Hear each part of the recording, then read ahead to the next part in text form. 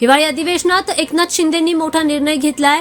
मुंबईतील 17 झोपडपट्ट्यांमध्ये घरं तोडून बिल्डिंग बांधण्याचा निर्णय एकनाथ शिंदे यांनी घेतलाय।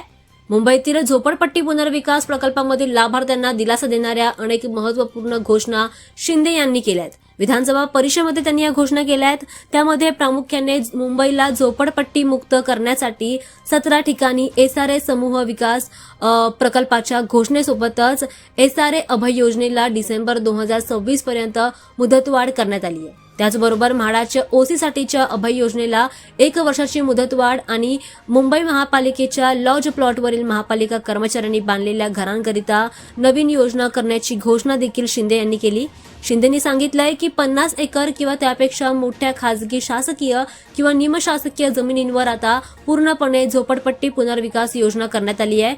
योजनेच्या पहिल्या टप्प्यात मुंबईतील अँटॉप हिल, कृष्णनगर, बोरिवली, केतकीपाडा, दहिसर येथील गोपीकृष्ण नगर, ओशिवारा, गोवंडी, चित्ता कॅम्प, चेंबूर, टागोर नगर, विक्रोळी पाईक साईट, त्यासोबतच भांडूप अशा या 17 प्रमुख ठिकाणांची निवड करण्यात आली आहे। शिंदे यांनी पागडी मुक्त मुंबई सिडकोची घरं स्वस्त करण्याचा देखील निर्णय घेतलाय। पागडी व सेस इमारतींच्या पुनर्विकासासाठी धोरण तसेच फनेल झोनबाबत तोडगा आणि मुंबईत समूह विकासाला चालना आणि सिडकोची घरं स्वस्त करून उपमुख्यमंत्री शिंदे यांनी लाखो सर्वसामान्यांना घराचा प्रश्न त्यांचा कायमस्वरूपी मिटवलाय।